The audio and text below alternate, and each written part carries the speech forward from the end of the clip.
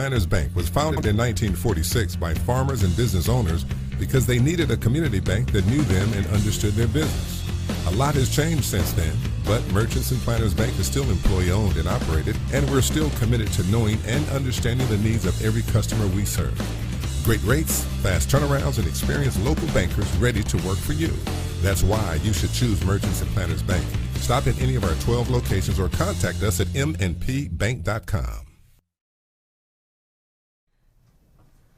Welcome to another edition of Sports Unleashed right here on Cable 15 TV. I am David Black. This is Hayden Schultz to my left, and to Hayden's left is the head football coach, the athletic director of the Newport Greyhounds, who's joined us on the set early tonight, Coach Mark Hinsley. And first of all, Hayden, welcome back to the show. Good to be back, Dave. Good to see you. Good to see you, my friend. Everything going well? Didn't get to see you Friday, so. No, I could not make the Friday game, and I did tell Coach Hinsley that I had to be, Coach. I had to be it where Grant was pitching. I understand. But and I also told you what about this week if he's pitching. That you would have to watch it on your phone. That's correct. Like that. You would have missed it. I'm going to watch it on the phone because I'm going to War Memorial Stadium, I guarantee. Listen, we've got a couple of trivia questions that we're going to ask tonight. We'll come up with those here in a little bit if we hadn't already done so. But you'll have a chance to win a $25 gift certificate, dine-in only, to Fathead Pizza. So looking forward to that. A couple of trivia questions if you folks want to stick around for those. But Hayden, tell me a little bit about the call of the game the other night. You're by yourself, no Ben Black to ask any questions to, no David Black to get in your way. It's just you and Josh, and what a job you guys did. Well, I mean, it wasn't the best thing in the world. It was actually kind of difficult. Yes. I talked about it at work, and they're like, oh, I bet it's going to be so hard. Nah, man, I mean, David doesn't really say anything but read ads. That's all he does. And Ben just comments to what I say. That's correct. I said, I got this. And as soon as I got in the booth, I was like, man, I don't know what I'm going to do. Because I always introduce, do an opening, give my thoughts, and then want to hear everybody else's thoughts. Absolutely. Even though we did talk about it before, I want everybody to hear Ben's thoughts, David's thoughts, or what Josh might have said. And it was like, well, Hayden, so that was the most difficult thing was I like to ask a question or try to interact and get the crowd, people listening, to listen to our conversation while enjoying a broadcast. So it was difficult, and I know there was a lot of times it got real quiet because I usually just do the play-by-play. Right. Because I say the play and then I stop. And that's the way we've been taught. Any play-by-play guy does that. The play-by-play guy calls the play-by-play, and then the color commentator, one or two other people, will add comments to what just happened, and it's kind of hard. It's very difficult to do. I've tried to do it myself. And basketball is a lot easier to do because you don't have as much downtime. But every time you go to a huddle, whether it's offensive or defensively, I mean, you got downtime and you got quarter times. But anyway, I thought what I have listened to and what I've watched, it was an outstanding job by you guys, and appreciate you guys filling in. That's what everybody told me. Yeah. All the cards and letters and text messages and phone calls that you've received that said, you were awesome. I mean, congratulations. What a job. I was told I need to start my own. Yeah, Cable 16 TV. Cable 16 TV. Yes, sir. I'm going to rent a building from Dave. I'll rent you a building. Matter of fact, I'll lease you some equipment. And if you really want to take over this operation, I'll just take you away from M&P Insurance. I think I'm good right now on that. Okay, there you go. Coach Mark Heisley, what's going on, my friend? Well, welcome. You know, the whole time he was telling that story, that was the longest 2 quarters of scrimmage football that I've ever been part of. So I feel bad for him because, he's talking about having a lot of dead air. I can see that because there was times in the game got so slow. It was unbelievable. And, but I know why it was so slow. We had 9 officials in that football game. Really? There was 3 or 4 white hats. Yeah. They were doing, because it's all just volunteer time, from those guys. And John Watson got us our crew, and he had a bunch of guys they were training. Okay. So, and I'm joking that we had that many, and that's why we have the game was so long. But you know what I'm saying. This first quarter went by fairly well. Second quarter it took forever to get through, but we survived it, and it was a good game. I kept up with it and watching on Facebook Live. You didn't get to watch the second half. And no, it got to where it drug on so long that and the mosquitoes were just terrible. And I thought we did a good job when we got up. We got all the guys in that we needed to, even in the second quarter. Okay. And that's what me and Josh were talking about. The mosquitoes were absolutely awful. And, I mean, we couldn't really take it. Hot, sweaty. We're doing it by ourselves. I didn't really feel good anyways. And it's 45-7. I said, look, Josh, I've named everybody because that was the whole purpose. Absolutely. If the second half, if we didn't play anybody that, and I missed somebody, then we would have stayed for a second half. But everybody got in at the time, and I made sure, went through the roster. Okay, I know I said his name. And I just wanted to make sure everybody was recognized. And I was like, look, 45-7 scrimmage game. Let's go get ready for Friday. Well, I knew when we were sitting at the ball game and Linda asked me the question, and I said, let him make a decision. It's up to him. Well, Josh came down as I was coming out to tell him. Right. And he came down and said, man, these mosquitoes, I can't take much more of it. And I said, that's what I was about to tell you. Let's pack up. He said, well, I don't want Dave mad at me. I said, Dave ain't here. Dave's not in charge of that, is he? Hayden's in charge. Let's go. Hayden's in charge. He said, I'd feel better if you call him. So that's what I did.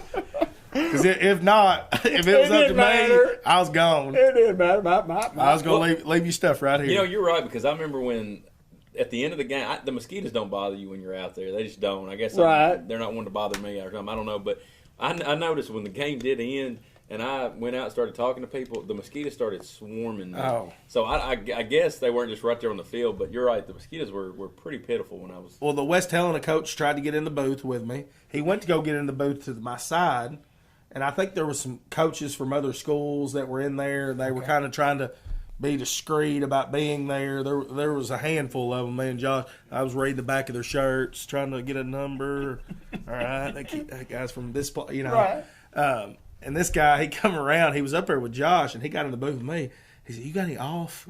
and I said, "No," because usually when I show up, I bring a pen or a piece of paper, or you always have fan, heater, right. off, duct tape, everything. And me and Josh going up there, we just bring ourselves and the equipment, so we didn't really come prepared. And that guy sitting there for about 5 minutes, he said, "Man, they ain't no better in here either." So he went back up there. Well, we're going to talk a little bit about the football game. Josh, we've got the Subway report, the Unity Health, and we didn't bring any seniors, but we didn't bring the coach. Let's roll that, and we'll get right with Coach Hansley.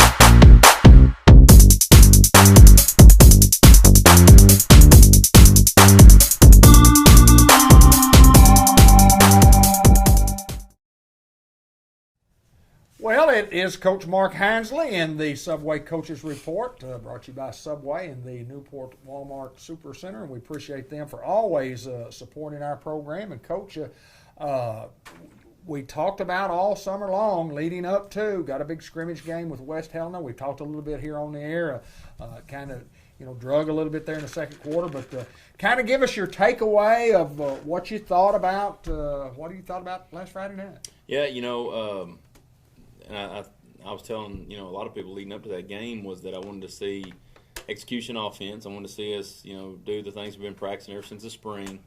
I saw that, we saw a lot of guys trying to deliver. Somebody asked me this morning about do a lot of experimenting. We actually did. We had 3 different guys kick off, 3 different guys try field goals, 2 different guys try snapping, 2 different guys tried holding. I mean, we did a lot of different experimenting. 2 different guys quarterbacking. 2 different guys quarterbacking. 2 different guys snapping center. We had, I bet we played 25 different guys on defense. So we did a lot of different things that we had in mind that we wanted to do to see different people at different spots. I had some guys playing outside linebacker, then I tried them at defensive line, then had one guy try to linebacker and at safety, C.J. Young. So, we tried a little bit of everything and just to get it on film. And we watched it today, and I told the guys I couldn't be any happier defensively, and not because of what Helena is, just what we did. I saw us run to the football. I saw us, always talk about leverage. I thought we played, if a guy's outside in guy, I saw that. If they were running inside out, I saw that. I saw guys, do what they were supposed to do, what we've been talking about. We had one little bust that they scored on, and we talked about that in great detail today. And just trying to get the guys to understand on why, because Prescott was there. And that's the first play they're probably going to try on us. So, and we've talked about it before. There's always that copycat play or formation or something that's going to happen all year. And I told the guys that could be it. So we got to make sure we counter that. But we saw a lot of good things, got a lot of kids in. And it's like I've said from day one, this is going to be a year of depth based on all the things that are kind of leaned, against us. That we've got to have a lot of different guys who can do a lot of different things, and that's what the scrimmage was for. Well, you go in, you have a couple of people that were out, didn't play, and I mean that always, especially if it's a guy who's taking a lot of snaps, from snap point. But overall, pretty well pleased, and from what I've seen, I was kind of impressed, and a lot of weapons on both sides of the ball. We've talked a lot about that. Hayden, we threw the football some, we ran the football some, we tackled well most of the night. Your assessment of the ball game? Well, I'm going to go to that play that he's talking about we got beat on. Right. The dude from West Allen and me and Josh were talking about it. He couldn't have put it nowhere else for the guy to catch it. Right. I mean, that was a beautiful ball, and it's just one of those things where he got behind you, and he let him just right. I mean, that kid could play. Yeah. And what I was talking about on the broadcast was Helena was 0-9 last year, but you look out there, they've got some athletes. They're athletic. They've always got some. So I think it'll help us get ready for Prescott because they're going to have some athletes. They're going to have some tall, lanky guys that can run and do those things. But I thought offensively, we looked really good. I thought the offensive line, that was going to be the star, I guess, this year. Losing so many guys like Western Henderson, Jagger Robinson. Losing those guys was going to be like who's going to step up, who's going to be the leaders. And not having Will Keedy, I think he rolled his ankle On Wednesday. And there's a senior leader. There you go. Not the biggest guy out there, but probably the smartest guy out there. And he's going to know about leverage, and he's going to know those things, how to take guys that are bigger than him. Running backs, I mean, we had 6 guys run the ball? Yeah. Or something like that. I mean, Valentine got in there and shooting out of a cannon, and then Nunk. I saw him one time put his foot in the ground, and a linebacker came up, and he dropped all the way to the ground, and Jadarius still ran him over. He kept going. He reminds me of Carl Turner. Yeah. He looks for somebody to pick on. When he breaks, he's like, yeah, he's mine. And that's what he does. And then C.J. Young, he doesn't blink. As soon as he gets it, he's going where he wants to go. And Jalen Pollard ran the ball hard. Yeah. Who else? Somebody else got the Keyron, I'm sure Keyron got the run. Keyron, and he's that guy that sticks his foot in the ground, and boy, he's just herky-jerky. And then you talk about Alcorn, Eli coming in, and you kind of know they were expecting it. You could see him crash in the box, and he's still picking up big chunks at a time. I thought Dylan Braxton threw the ball as well or even better than I thought he was going to. Right. And that guy was quarterback in Pee Wee. Right. I believe he was the 4th, 5th, and 6th grade quarterback, throwing the ball to Isaiah, throwing it to Brendan Curry, throwing it to Caden Johnson. He threw to those guys when he was younger.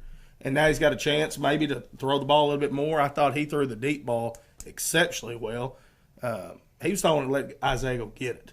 Right. And when you see that, I mean, let Isaiah get a 50-50 ball, and it turns into about an 80-20 ball for him. So, I mean, you saw good things. You saw the explosiveness. You saw the big play. Saw some RPOs, some more of that coming off, but really didn't open it up. Because you can when you see a play, you're like, well, there's something off of that. Right. There's a little tight end slip or something, a little dump. There's going to be wrinkles thrown on it. So got to open the playbook up against Prescott, obviously. That's going to be a shootout, I think. I know you don't want to hear that, but, I mean, it's going to be 2 offenses that can go, and it's going to be whose defense is better, I think. Well, I mean, it's a challenge, Coach, when you play somebody like Prescott and Prescott. Get that right. Prescott.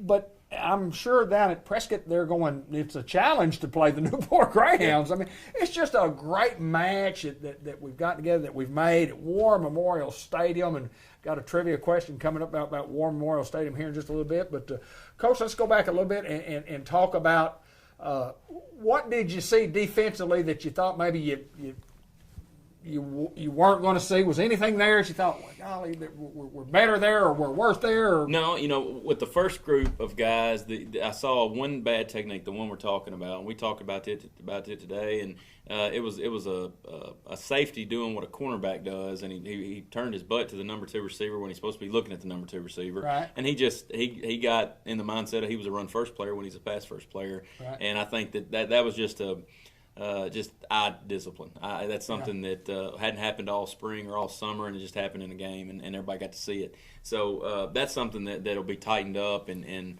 a lot of times, guys, they just kind of, it's a scrimmage, and they sometimes treat it like that, and that's not how I treat a scrimmage, and that's why I told them that sometimes you don't take score in scrimmages. I do every time. I'm gonna judge us on a scrimmage,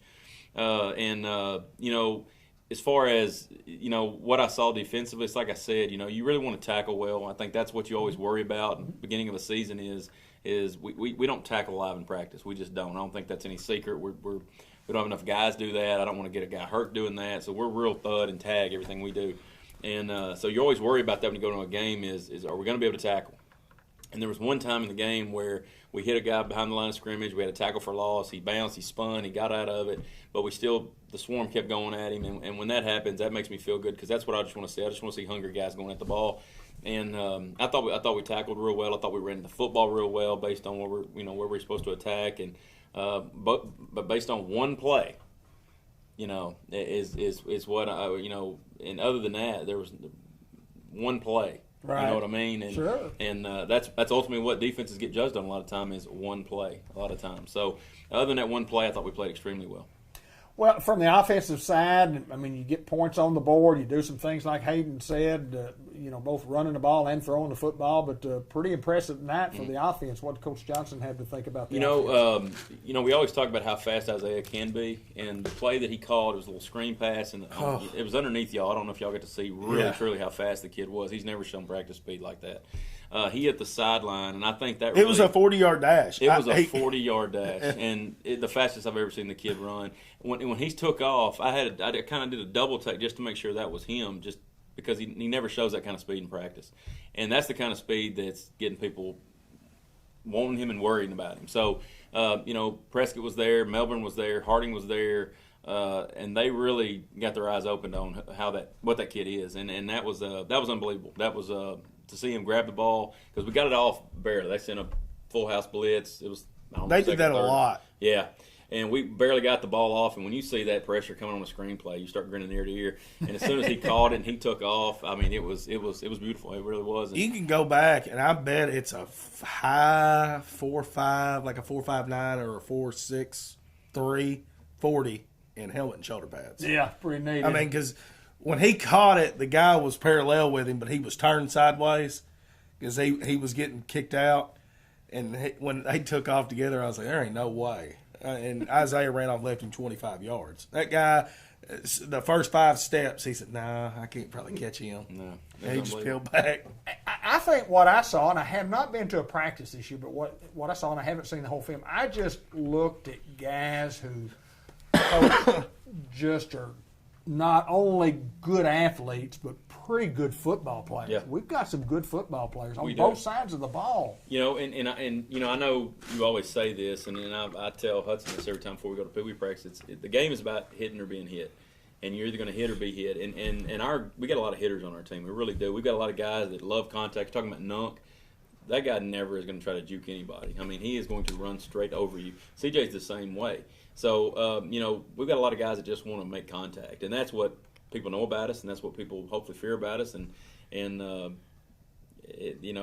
what I love about Newport is kids know they're going to play a tough football team when they play us, and that's what I talk about all the time about grit, and that's what hopefully we give people when we go play them. I thought defensive line played pretty well too. Defensive line played really well. With Riley, not having some guys. You talked about guys that you don't hear a lot that you're going to hear a lot about this year. Noah Curtis, Josh Drennan, Matthew Riley, Karan Spearman was Lewis. You're going to hear a lot of names. You're going to be like, who are those guys again?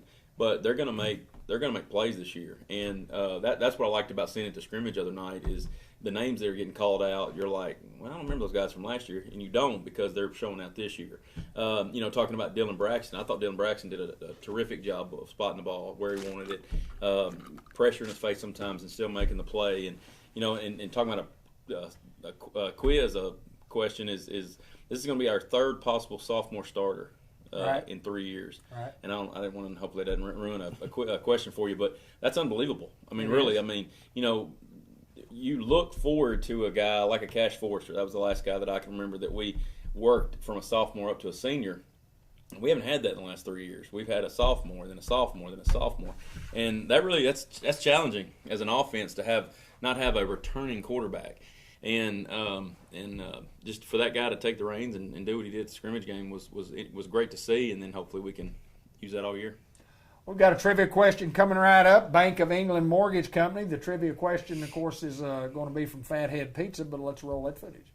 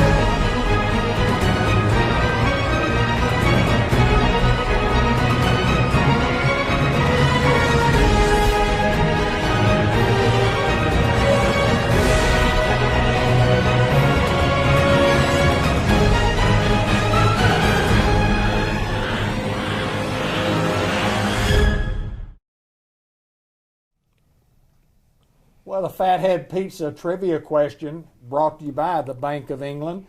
And this is for a $25 gift certificate, dine-in only. You've got to use it to dine in for food or drink at Fathead Pizza. Fathead, that's one word, and it's all caps, and $25 to the correct answer. So if you're out there and you think you know something about Greyhound football, it's about as simple as question as I can give. That's probably the most difficult question that you're going to say. That's pretty hard. But my question is, we're going to War Memorial Stadium this coming week. We're playing there again. As far as I can tell, unless I've missed something, what is our record, the Newport Greyhounds record, at War Memorial Stadium all time? What's our record for a $25 gift certificate? And it'll take us a little while for our answers to post, and we'll see who posts the correct answer first, and then we'll talk about how we came up with that number. What is our record, the Newport Greyhounds record, at War Memorial Stadium? And I can even tell you, they all weren't state championship games, just like this ball game that we're going to play this Friday night is. Bobby Forster says 1-1, and that's incorrect. This is our all-time record at War Memorial Stadium. When Bobby Joe played, they didn't have War Memorial. Well, they had War Memorial, but they didn't have the playoffs for him to get there. What's up, Robert? Everything good? Cecilia Bunch said Tinker 1-2. says 2-1. Brenda Godare 2-1. That is incorrect. Incorrect. So we're still looking for the record and see who gets this thing first. Oh, well, whoever pops up first. We're still. Can I waiting. comment real fast? Brian Prince says 2-1. That's not correct. That's a good guess. 2-1. It's a pretty good one. That's a good guess. The all-time record for the Newport Greyhounds playing at War Memorial Stadium. Oh, Kenny Black. Incorrect. Missed it? Kenny Black, did you? Did we miss it? Coach Black, did we miss it? Our all-time record there? I'm glad Coach Black is doing a little better. He's doing so much better. We've got a winner. Oh. We've got a winner. Matt Duval. Matthew Duval is the winner, 2-3, and Kenny Black's probably going to correct me and say, "No, you're all wrong." So he probably knows more than I do. Coach Black, I have it down as 2-3. I have us down losing at War Memorial in 72. I have us splitting games in 88, losing in 89, and winning one in 89 for a 2-3 record is what I have. Hopefully that is correct. Coach Black. We lost in 72 to Magnolia. We beat Camden Fairview and then lost $1 away in 88. We lost $1 away in 89. We beat Lake Hamilton in 91. So I have it as 2-3 at War Memorial Stadium. So Matthew Duval, Kenny Black says 2-3 is right. it is right. It is. So Kenny Black gives us the Confirmed. confirmation, and that's awesome. Matthew Duval, you are the proud winner of that $10 gift certificate. I'm the proud winner of the other 15. No, it's a 25. Fathead Pizza gets you a $25 gift certificate. That's a pretty good trivia question and a pretty good history to get to play that many games down there. And in '88, when we talked about it here on the air, we played in the semifinals down there, beat Camden Fairview 17-0, then lost the next week to Dollaway 31-6 after leading 6-0 at half. What happened? Well, we got a couple of guys hurt. Running back got hurt. Quarterback got hurt, and then Darwin Ireland showed up, who was a great guy. Dollaway played. This guy was their quarterback, and he took over in the second half, and he went to Arkansas and he played linebacker. He was a 3-year starter at linebacker for the Hogs. So he could play. He could play. Darwin Ireland could play a little bit, but that's a pretty good trivia question. And Coach, again, getting to go to War Memorial has it. I guess you did not get a chance to go down there and practice any. No. So be a lot of times these kids would probably even seen War Memorial Stadium. Well, I guess. we went down and did our walkthrough today. As far as the Okay. coaches, me and John Bradley and Hoyt went down there Right. and kind of they showed us around where we needed to go, what we needed to do, and I'm telling you to walk down the tunnel from our dressing room today, just. Not even for me. I was just thinking about how the kids are going to react when they get to do that. That's going to be special for them, because I've been on the turf before for different reasons, but still to do that on a Friday night, with something in mind, with what we're going to do, it's going to be a special night for those kids and for anybody that's involved. So I'm glad we got to make it happen. Ricky Morales says, "Go Hounds." Thank you, Big Rick. Mike Gleghorn watching the program. Tinker, we always appreciate you watching. I got to share this story, and I've probably told this before. In 1972, we played down there. We were the visiting team. We were in our white uniforms, and we were playing the Magnolia Panthers, and they were in their red uniforms with red helmets. Well, there was about 50 of us, maybe 55, and I'm telling you, there was between 90 and 100. So we're out there warming up, or, you come out and getting ready to warm up, and then here comes Magnolia out, and they just kept coming, and they kept coming, and they kept coming, and kept coming. And I thought, and they kept getting bigger, and they kept getting bigger, and they kept getting bigger. And I thought, man, I'm telling you, they got the Razorbacks. This is the Razorbacks coming out right here. It's not Magnolia. Razorbacks are here for some reason, but anyway. And they played like the Razorbacks that night. But anyway, it was an awesome experience to get to go down and play. And even at 65 years old, and it's been almost 60 years ago for me, or 50 years ago for me. I guess I was 16 at the time. So a long time ago. But I can still remember it. I remember playing on the first time we did play on AstroTurf. We got to go down and practice on the AstroTurf, and that was a huge deal, AstroTurf field. But it was an awesome experience that you take with you and you remember for the rest of your life. And it's going to be fun. But a lot of fun. Kenny Black. I've been trying to forget the $89 away game in Little Rock. Yeah, I don't blame you, brother. I don't blame you.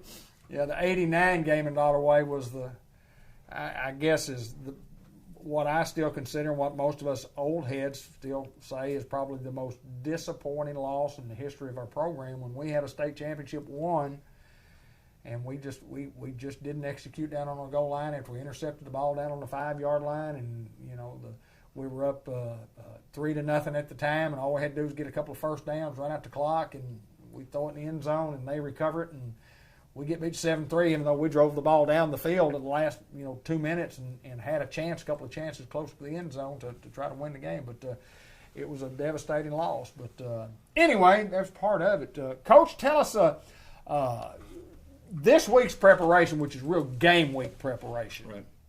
Tell us what you did today. Tell us and tell us what's going to happen for the rest of the week. Well, today is what I just call Show Me Monday. I mean, we're going to talk about what Helen was, and put that behind us and move forward to Prescott. And not everything today was about Prescott, what they're going to do, how we're going to counter it, and then tomorrow we're going to put that plan into action, and then Wednesday we're going to put them in a situational deal where hopefully that.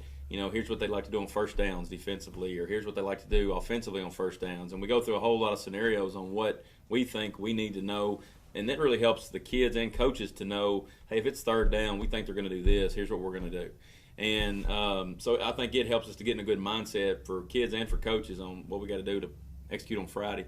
And then Thursday we'll go into perfect practice where we just do everything as perfect as we can based on the game plan. And then Friday we load up and we head out.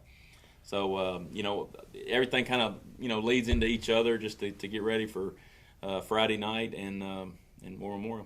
How often, and this is something you got to think about a little bit, I guess, but how often when you play a team that's an established team that we know and their coaches are established, just a good solid program, how many times along the way when you get in a game and at halftime you go, boy, they didn't do anything like we thought they were going to do? Yeah.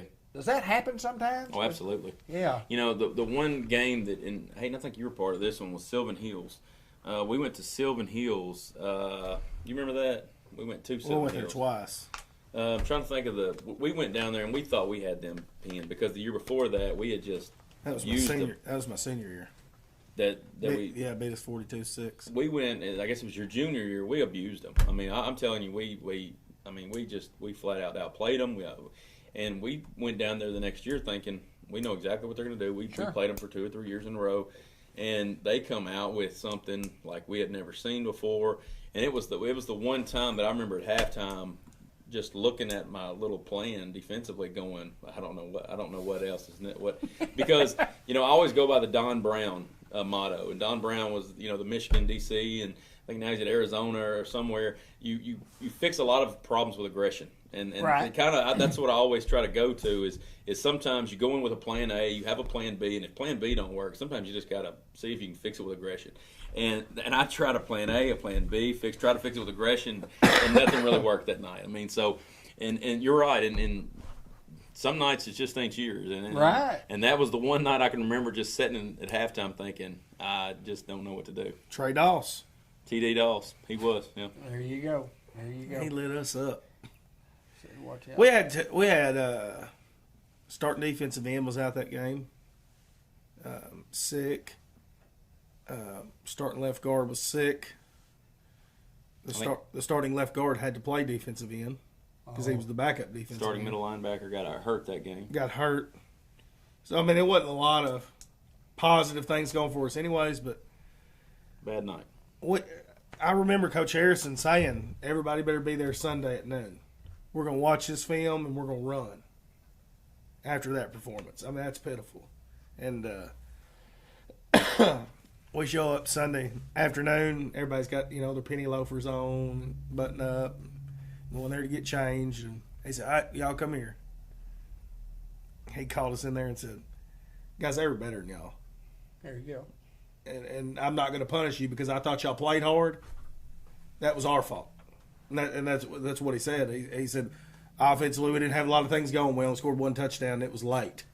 Defensively, we didn't have a lot of things going. And sometimes it takes a lot for somebody to step up and say that because you just see the score and you're like, well, they ain't playing. They ain't trying. Right. I mean, and those guys went to the semifinals in 5A. Right, yeah. And they won the 5A East or whatever conference they were.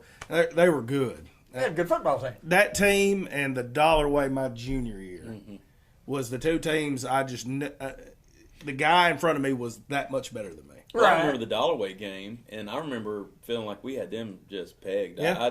I know going into that game, I was so confident.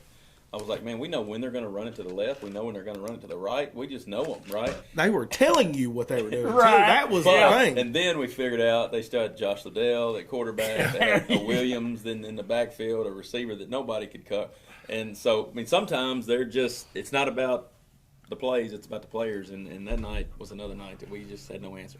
You say Josh Liddell's name, and let me tell you what impressed me. You watch that guy play football, and you go, boy, that guy's an outstanding football player. Went to college, went to Arkansas, played the defensive backfield. What really impressed me of him being an athlete is when I watched him play basketball after the football year. Yeah. He was just incredible. Hands, feet, reaction time. He was just one of those special athletes that you go, that guy could do anything. If he even wanted to be a 6'6" high jumper, he could high jump. If he wanted to be a hurdler, he could be a hurler. If he wanted to throw the shot put, he could throw the shot put. Yeah.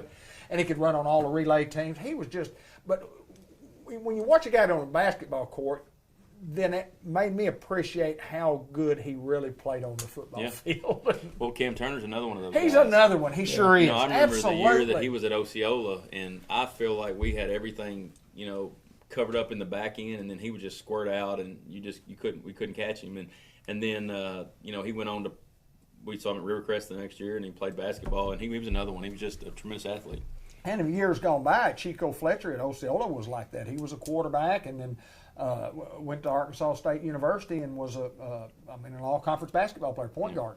And I mean, he was just a super duper athlete. You call those guys winners, and you get to coach those special guys along the way. And you've had some also.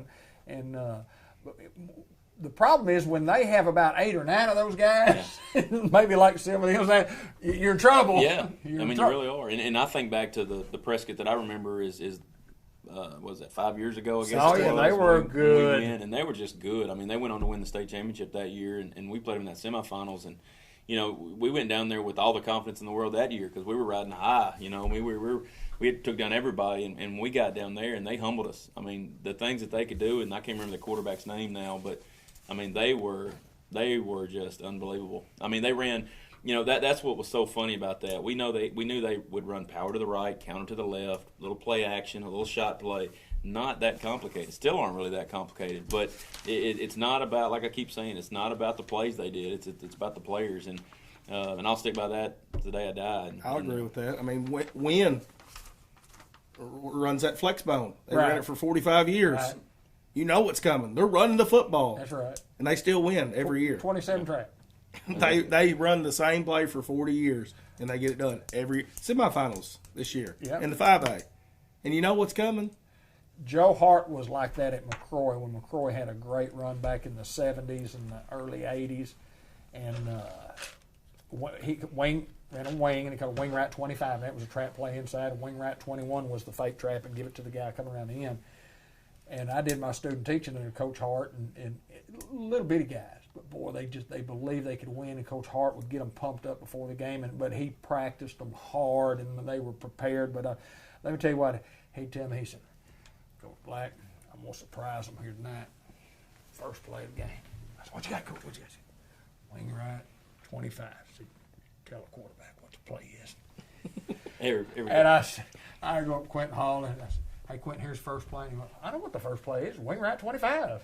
Tell me what the first play is. I know what it is. What do you mean you don't tell me what the first play is?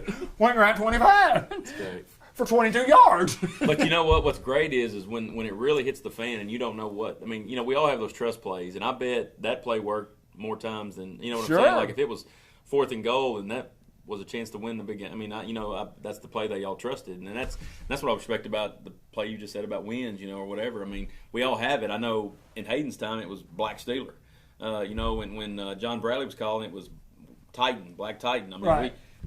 So we all have that trust play, and well, it's that play that everybody knows their job, no matter who's in front of them, what defense is thrown out there. Because it's that play at practice that you see in so many look. Right. Hey, if this guy's here, we're going to do this. If this guy, and when you come to the line and they line up, and you're like, you just know. You're like, right. This is a touchdown. I mean, you can break the line of scrimmage, and as a center, when you go up there, because there's all kinds of calls that you do. But on Steeler, it's mainly just an outside zone play. I mean, it's that get out there, and it all starts with the right tackle hooking that in or kicking him out. Right. If he's going to play out with you, just take him to the sideline. There you go. If he guts in, let's just go ahead and wrap him up, and we'll go around you. And that's where it starts. And when you see it, I mean, it's like break a huddle, and you're like, all right, touchdown. And you can tell them. I have seen. I mean, even here at Newport, and just, I mean, not to be critical, but I have seen where we were asked, maybe as a tight end, to say, okay, now your job on this play, you got to hook this guy. And this guy's out there, if there were a 12 technique, that's where he would be. Yeah. You know? I mean, anyway, you got to hook him for this play to work. Why don't you just let me just bump him to the sideline? If I could just bump him to the sideline, and the play would probably work. And sometimes you just get hard-headed and you go, no, you got to hook him. You got to hook him. We go outside. Well, you can't because he's too far out there. We had those tugs and chugs. Yeah. And Coach Honsley was offensive line coach my 10th grade year. Right, yeah. And, I mean, you just go over there and that's what you work on. Or he says, what do y'all think about if we did this? Tell me what y'all think. And that was always, let the players kind of, what do you feel? If this guy, if we're running a 3 front, what do you think about him? You just down block and you pull as a center. Sure. And Will Bone was one of those guys that could do it because he's so smart. And Will was really good at it, breaking a huddle, seeing it. And I always got to watch Will where I was on defense. And Will would say it before he broke the huddle because if he said it at the line of scrimmage, I was like, okay, I know what's coming. Right, there you go. So he started getting slick with it, and then I'd get ear hold or something like that. But when you got guys like that, and I think Will Keaty's a guy like that that's very smart, knows the game of football, knows where everybody's going to be, and when you can break a huddle and literally say, hey, we're going to do this right here. Well, a lot of adjustments you make on Friday are the adjustments you talked about Monday through Thursday. I Right. mean, there's nothing that you just do in a halftime or on a second quarter, third quarter, fourth quarter that you hadn't talked about. What he's talking about are tools. And you have this toolbox, and it doesn't matter what the situation arises, you just throw a tool at them. And so, the adjustments that you do in a game day, they're all talked about. And I knew the answer to the questions that I told them, but I let them figure it out. And I think that's how you get ownership with your guys. And that's what adjustments. So a lot of people think you're making adjustments at half or whatever. No, it's just things that we did before. And if you got smart enough guys, they remember those adjustments. Colt Willis and pull it out of your back pocket. Kyron Stafford were always good defensively. If you called something in and they break the huddle and something that we weren't expecting for that, they were always a check, and we're going to this. This is our out defense. We're going to this. We're going to this play. Slide back over, get over here. Willis was always – Kyron was the vocal guy. Right. Kyron would scream, and you could hear it 4 miles down the road. He was always that guy that would scream it. Willis was if you were still wrong or you didn't know you're wrong, he's like, hey, he just grab you. He just move over. Hey, you get right here, and I need you right here. All right, here we go. he was that guy. So you had 2 really good linebackers, and I think we got 2 really good linebackers this year with C.J. Young and Antoine Hardaway. Talk about those 2 guys. Well, Coach. and I'll talk about the whole defense. And I've said it on here before, and I've said it out loud to a lot of different people. Is you always talk about wanting the most aggressive defense and the best tackling defense and the fastest defense. I want the smartest defense because we have 2 guys right now that play inside that are extremely intelligent. They know the game. The best defensive-minded guy that I've ever coached, and that's saying a lot, but is Jadarius Reed. Right. He sees things that most coaches probably don't see. Something little, like let's say that there's a blitz that goes off the edge, and if he sees a tackle, what I call high setting, or if he is worried too much about Nunk and he pushes too far, his width gets too far with Nunk. Nunk knows that he's going to cut underneath him, or Nunk knows that if he knows that tackle's high setting him, he's going to send the defensive tackle out wide to pull him so he can shoot in the B gap. And he just reads people, and he's got that vision that a lot of people don't need to coach. I mean, there was one play the other night where we called something and he just saw something, and you get that feeling. Like I know Coach Lewis always told me about Money Kane. Money Kane, I had that feeling, Coach. And he's one of those kids. He just gets a feeling, and that's what I told him. I even told him today. I think that you keep getting those feelings until it doesn't work, and then we got to have a conversation, right? But but sometimes when a kid sees it on the field, and you've talked enough about it, and he can relay it back to you on what he saw, we can have a talk about it, and I'm like, yeah, I see what you're talking about. And when I see it on film, then I said, hey, that looks good. Let's keep it on. And a lot of the things that Hayden talks about offensive line, we still use to this day because they come up with them. We have brother call and this call and this call. We still use them to this day because those kids made the call, and I'm still using them to this day. So, I'm not too proud of a man to say that whatever works, we're going to keep using it. Want to remind everybody the program is brought to you by Delta Manufacturing Company of Victory Boulevard out of Newport Air Base, celebrating 50 years in business. The Eves family and Temp Pro train unit, Sam and John Laster, boy, they took care of mine this weekend and got us some good cold air after having gone through a day or two of some real warm air. Sure was glad I was out gone for the weekend. But on Sunday over there fixing my air conditioner, and Sam works full-time job as John does too, and then they and when they get off in the afternoons, they Just do got his their work. bachelor's degree too. Wasn't going to mention that tonight, but I'm glad you brought that up. Congratulations to Sam Laster. He got some advice one time from Bud Black, and I'll never forget it. And I will say this about. And of course, Big Sam runs a restaurant downtown, and they were sitting there, and Bud was just telling Sam and John both said, "You guys need to get in college. You just need to get in college." And Sam will tell you this story. Both, I don't need to get in college for anything. Bud planted that seed for those guys, and to watch Sam Lassiter bite the bullet, heed the advice, do the work, and get through that means a ton to me and our family, not because Bud gave him the advice, that doesn't matter, but because that guy was willing to do what he had to do to accomplish something that he set as a goal that at the time he probably thought, I probably can't do that. And Bud says, you can do that. If you just do that. And I think whether you're playing football or want to become a coach or you want to become an instructor at a college or whatever you want to do, if you have that willpower to if you want to do it and that opportunity arises and you seize that opportunity, but congratulations to Sam. That is awesome that he would. Sam Lassiter Jr., college graduate. Full-time employee, part-time employee. You bet. Full-time college student, dad. Well, that's what I was going to say. Husband. I saw him at the wrestling match, and that's what I told him. I said, for a man that has a full-time job, does something on the side, is a family man, and to go back to college, I respect those kind of people. Absolutely. Because I know what it was like as a college student. There's no way I could do it right now, doing what I do and the family that I have and all that stuff. So a lot of respect to Sam, and congratulations. Oh, absolutely. And just also want to remind everybody about Farmer's Tire Mart, where the rubber meets the road. If you need a set of tires and you need some shop work done, and these guys are great in the shop. Farmer's Tire Mart is a place to go. 523-6735. If you're looking for tires, if you need just a check-up on your air pressure, you can drive your vehicle by there, and they'll certainly check your air for free and won't charge you a penny to do that.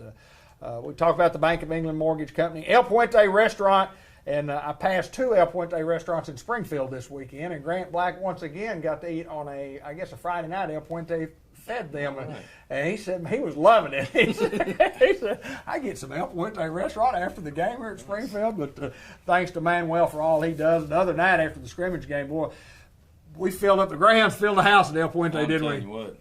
We turned around and just went to Fatheads, actually. There you go. We were like, well, we ain't getting here tonight. State Farm Insurance, Andrew Roach. If you're ready to combine your home and auto and save you some money in Newport and Jackson County, you can give him a call at 870-495-2024. Like a good neighbor, State Farm is here, and Andrew Roach certainly is. And, other guys that make our programs possible include C&M Ag Depot. We'll have a lot of things to talk about on Greyhound football about those guys. And the farm supplies, hardware, clothing store, you name it, and good local folks out there. If you go by and do a little business with the C&M Ag Depot. And then Two Chicks Florist and More have the birthday report coming right up. But Diaz Scrap Metal, if you've got some old scrap around the house that you're trying to get rid of, it's bringing good money. Give them a call at 523-3858 or take your stuff by there, whether it be steel or brass, cans, copper, iron. They buy whole cars. If you want to sell your whole old junk car, you got an old junk car out there, give those guys a call and make yourself some money at Diaz Scrap Metal. But the next thing I want to do is let's do the Two Chicks Florist birthday report. It's coming up right now.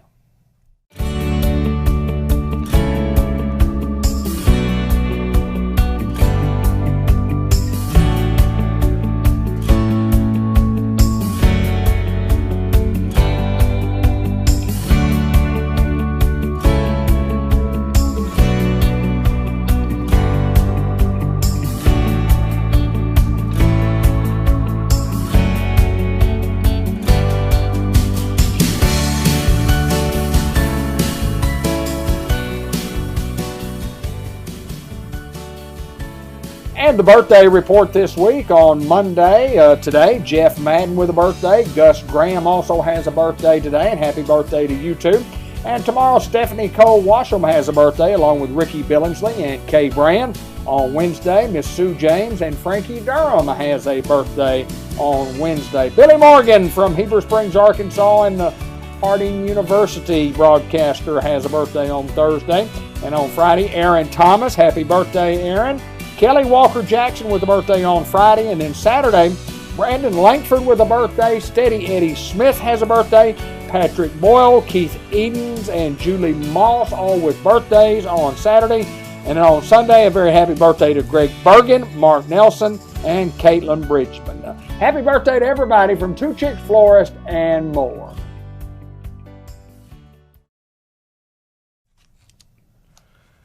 Well, happy birthday to everybody, and if we missed you, we apologize, but Two Chicks Florist and More always brings you the birthday report, and we say happy birthday from them and from us here at Sports Unleashed, and happy birthday to everybody out there that's got a birthday this week, last week, next month. Happy birthday to you. Sometime this year. Happy birthday to you. If you have a birthday coming up sometime this year. I don't. Well, you're the only one. Do you? What? You got a birthday coming this year? Yeah. Have you you've already had your birthday this year? I've already had mine this year. You've either had your birthday this year or you're going to have your Well, birthday. yeah, November guy. December guy. What's your birthday? December what? December 18th. 18th. And when's yours? May 2nd. Nice say. Josh? November 6th. I'm a 97 model. 97 model. I sold some 97 models before. Sure did. Oh my! All right, we got to customize Vision Care, a look back, and what we're going to look back on is another trivia question from Fathead Pizza. Roll that, Josh, and we'll have a question.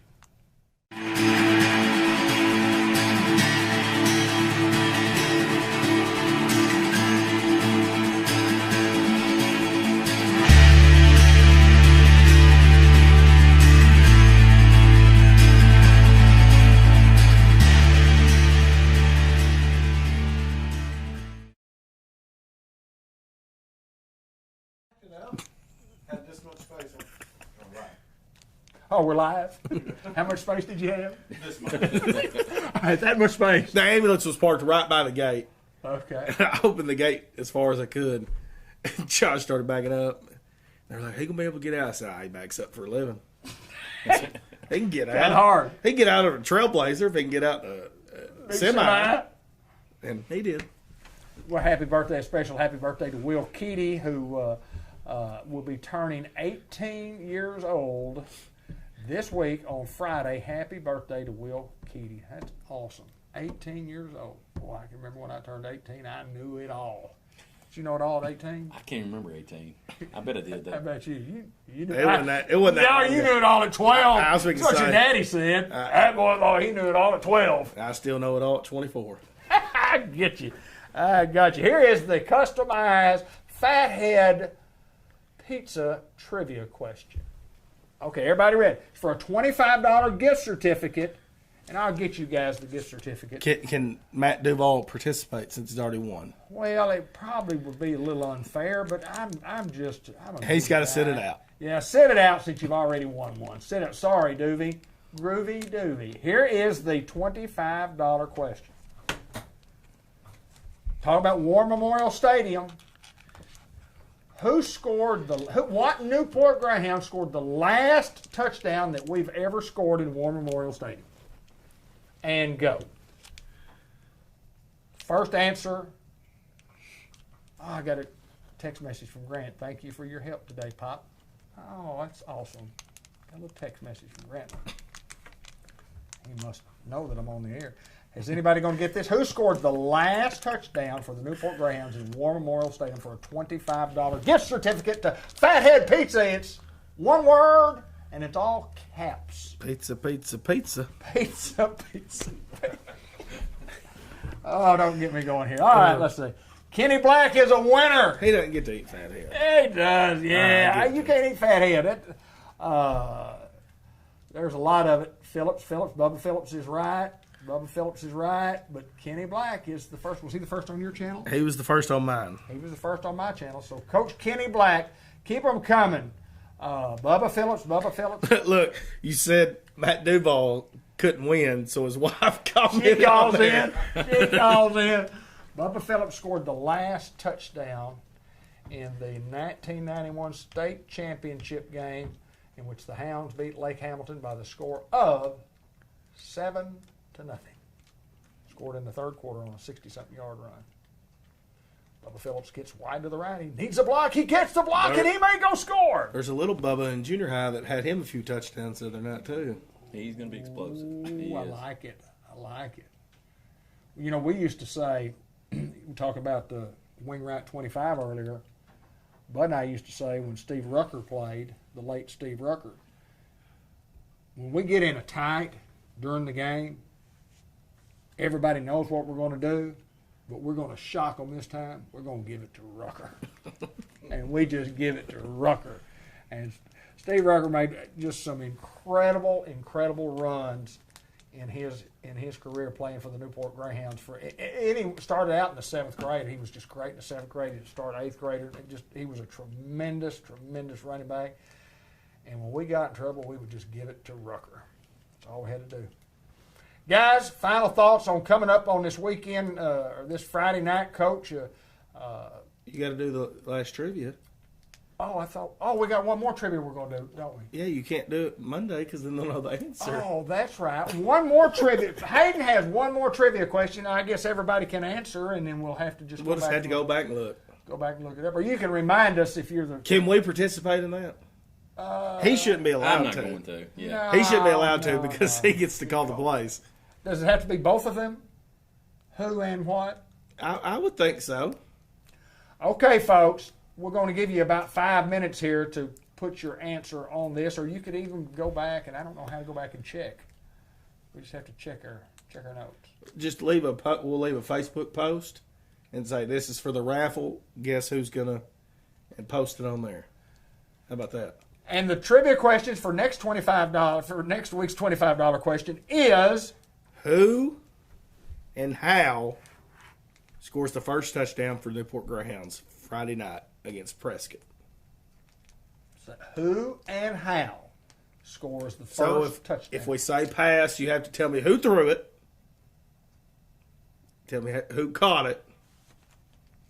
Okay. If it's a run, just tell me who ran it. Okay.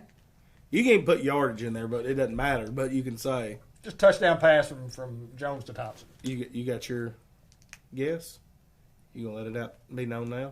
No, I'm not going to tell mine on the air. I'm going to tell mine off air.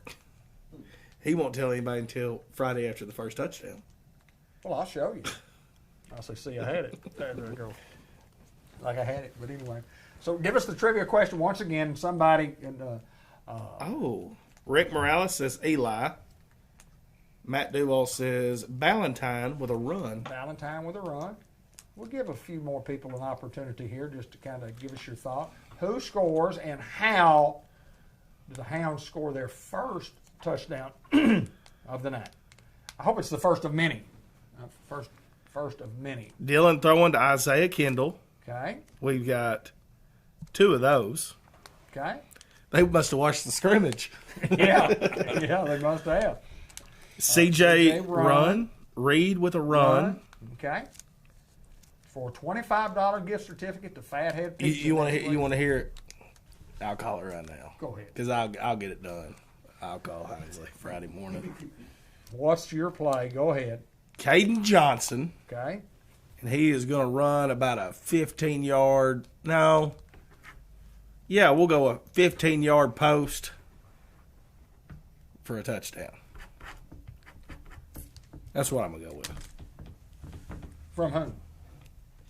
You said you have to name the quarterback too, or just? Well, I don't. You have to name the quarterback. And let's just name who. Well, so, the reason I say that is because you never know. We might have something to where we run a reverse or something early, and might have something. You never know. Chris threw the ball last year. That's a good question. What if it's on D? Just that so and so picks off a Just pass. so and so, yeah. Picks off a pass and runs it in for a touchdown. You bet. It doesn't have to be an offensive guy. Scoop and score. Takeaway. Hey, Josh, what do you got? I don't know yet. You can't participate. But I'd like if we get it inside the 20. Rob Crawford. How about we look for Johnson for a post over the middle? Could be possible. Could be possible. We're probably looking for a post there over the middle. We love our posts. I know that. Or a flag. See? We love our posts. I did my homework, Dave. Yeah. Well, There you go. I'm just trying to think. What have we got? Jennifer Keedy, I don't care. I just want a bunch of TDs by many and more than they have. Agreed. That'd be a great answer, I guarantee you. Oh, thank you, Miss Jennifer. That comes from a coach's wife, I guarantee you. Well, she knows what Saturday's going to be like if we don't. That's exactly So right. she knows. Exactly right. That one touchdown may not be enough. You know, we talk about late great people, and late great Coach Bill Keedy, and talk about Steve Rucker, and we'd be going into this season, we would be remiss in our duties if we didn't mention this is the first time ever that Mr. Jeff Ellis and Mr. John Miner will not be with us and sitting in the press box. And of course, Mr. Jeff, passed away before Mr. John did, and lost those two guys. And John Miner, along with Mr. Frank Pleggy, and I've told this story, and a couple of other guys here, were the first guys to start the Newport Booster Club back in the late 50s. And along the way started the Greyhound #1 fan. I mean, all started Mr. John Miner when he was a younger guy, and a biggest supporter of not only the Greyhound team but of kids. Always just so encouraging to you, even when things really weren't as good as what they were. He would certainly make you feel like that things were well, and just a great motivator of men. I know I mentioned him in my Hall of Fame speech, and Kenny Black mentioned him in his Hall of Fame speech, and John Miner's in our Greyhound Hall of Fame, and you're supposed to be a Newport High School graduate, or Jeff Ellis will be there. Jeff's not a graduate from here, but spent many, many years in that booth, and talking about those hot dogs, a pound of meat, and what's the saying? I can't even remember it. A loaf of bread, a pound of meat, and all the mustard you can eat. Yeah. $4. And he would tell at the end of the game, he said, I want to thank everybody for coming tonight. Folks, I want to make sure that you be careful on your way home, and make sure that you drive safely enough that you don't run over John Miner's so-and-so Beagle pup or something. I don't know, but miss those guys tremendously, and we thank everybody for watching that. But, Coach, your final thoughts on this game this week? You know what? I want to see a clean football game from the start to the finish. I think that if we can, just keep the ball off the ground, keep it out of their hands when we're trying to score. I mean, I think that's going to be it always is, but, this is going to be, and I know y'all keep talking about, being a shootout, and man, I hope it's not. But, in those shootout games, it can come down to one or a couple of plays that can be just deal breakers for us. So, I want to see a good, clean football game where just try to be as mistake-free as we can be. And I think if we can do that, everything that I've looked at across the board with us and these guys, we're almost spitting images. Their line is a little smaller. They've got speed all over the place. Sophomore quarterback. I mean, you name it, they've got it. I mean, we're almost just mirror images of each other. And I think the team that makes the least amount of mistakes might pull this one out. So that's what I'm pushing the guys all week is limited mistakes. And if we can do that, I think it's going to be a good night for the Hounds. Hayden Schultz? I say shootout, and David knows every time I call a shootout, it's a 6-0 ball game. I'm not kidding. So you might get your wish because I said it and everybody heard me.